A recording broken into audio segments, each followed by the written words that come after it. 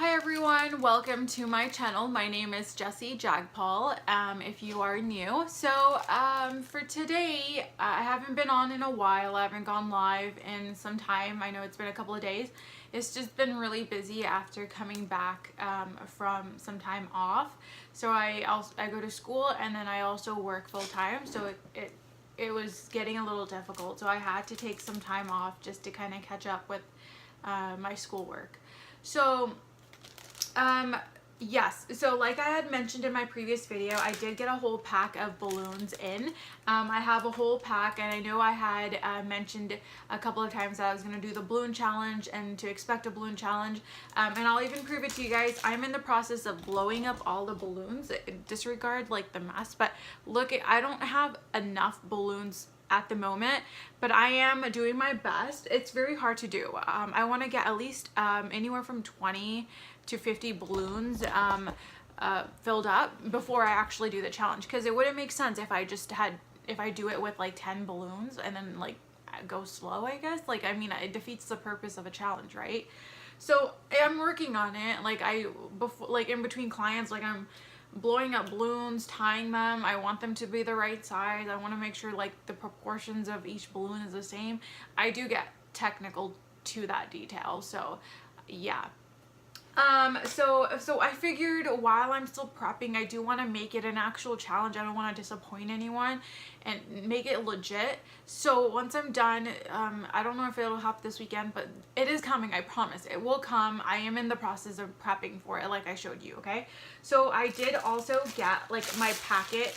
Look at this full pack of glow light up balloons. They're not glow in the dark, they're light up balloons. Okay, so I have like a whole bunch. I don't know how many I got, but a whole bunch. So I figured I'd give one a shot today, just to kind of start the theme back up so I can hopefully come on more regularly.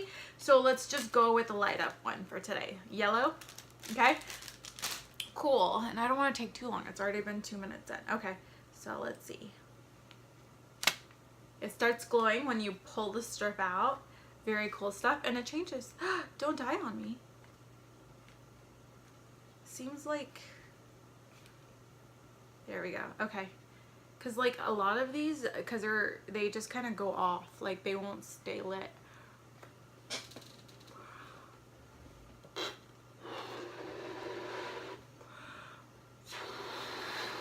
I'm going to actually turn off the lights for you guys so you can see this in the dark. So give me a second.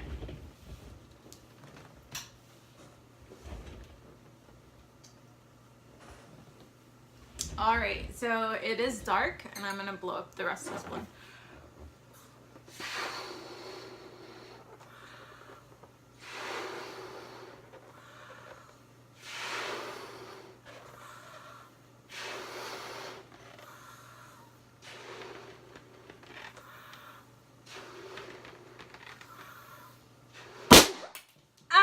That hurt. Oh my gosh. Yeah, don't do that at home, guys. So if you saw that, it kind of exploded in my eye,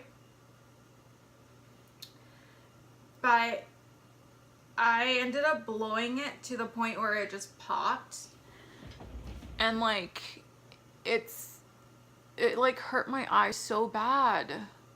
Ow. Okay, so unfortunately that was different and uncalled for. So I'm just gonna go ahead and get started with the story, and I'm gonna do it in this manner. And I hope you guys don't mind the lighting. So yeah, so for today's horror story, we're gonna name the characters. We'll say it was Sally, was the girl's name that's telling the story and giving us this information. And basically what happens in this horror story, it takes place in Jacksonville, Florida. Okay, it takes place in Jacksonville, Florida, in the United States. So in this story, Sally basically tells us about her horror story, her horror encounter. She lived in a house in Jacksonville, Florida. It was an older home, and they never really experienced any type of a horror encounter, you know, her entire life when she was a young kid. Like, she never had any type of a ghost encounter or anything like that. But one day, Sally, one of their neighbors, they weren't very close with these neighbors, but their daughter, like the younger daughter, she was still a baby. She had a really bad headache. Okay, migraines, really bad migraines. They gave her medication, assuming that it was just probably from like a cold, or you know, some type of a cold or flu that was coming on. They gave her medication and then they put her to sleep, but she the next day ended up dying. So she passes away. And so Sally and her family that were neighbors to this girl, they were informed by the family that, you know, they were going away out of town for a couple weeks because of this tragic incident that had took place and losing their dear daughter.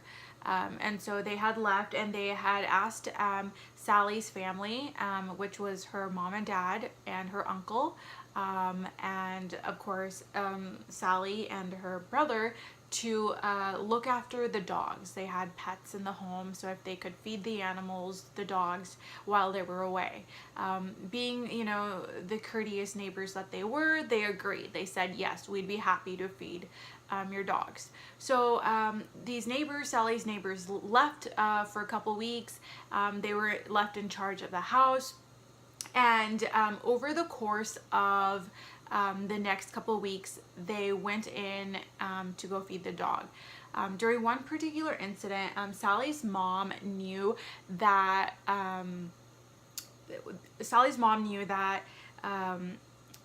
the girl that passed away had an instrument, the piano, at home, and oh my gosh, guys, look at the shadow on the wall. Can you see that? Can you guys see that? I don't know if you can see it, but there's this huge shadow. Oh my gosh, it's so creepy. Okay, so Sally's mom knew that the girl that passed away had a shadow.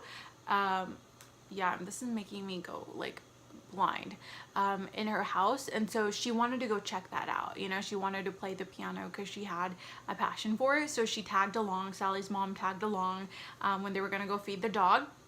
So they went into the house. The dogs, or the food, was in the basement.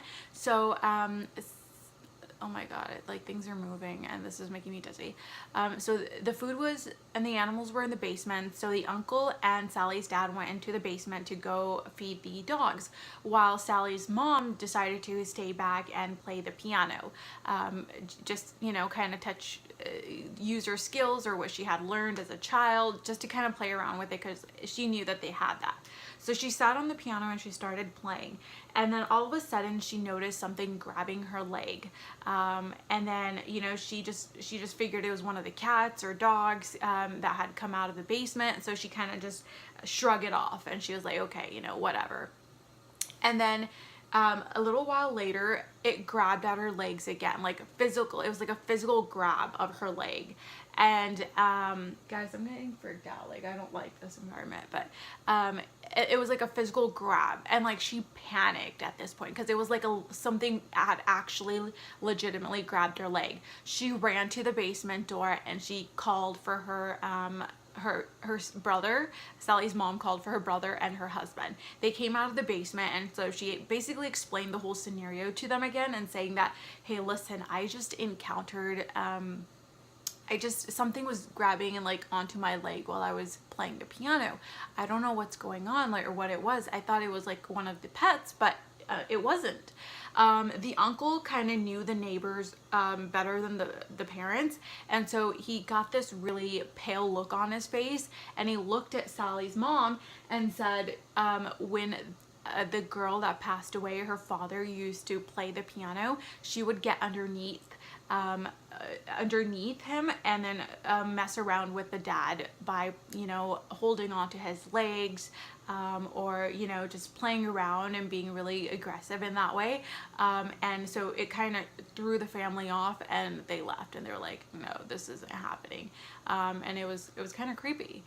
So that was Sally's like actual like first experience, like firsthand experience of a ghost encounter of this girl that had passed away, reaching at this person's feet. All right, guys, I'm actually gonna turn on the light now because I'm getting really freaked out. Like, this is making me dizzy. I'm gonna show you what my room looks like right now.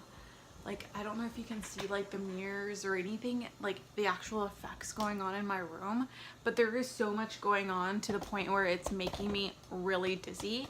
And like, yeah, and it could be this light like pointing right at my face. Yeah. But okay, guys, that's all I had for you today. I'm sorry I didn't have the balloon challenge. I know you guys are expecting it. I know it's coming though. Okay, guys, so just hold off on that. Leave your comments and suggestions below if you guys have any suggestions on how I should do the next balloon pop. I had a new suggestion come in. One of them a couple of times where it was suggested that I get a beach ball, blow up a beach ball, and pop it with my fingernails.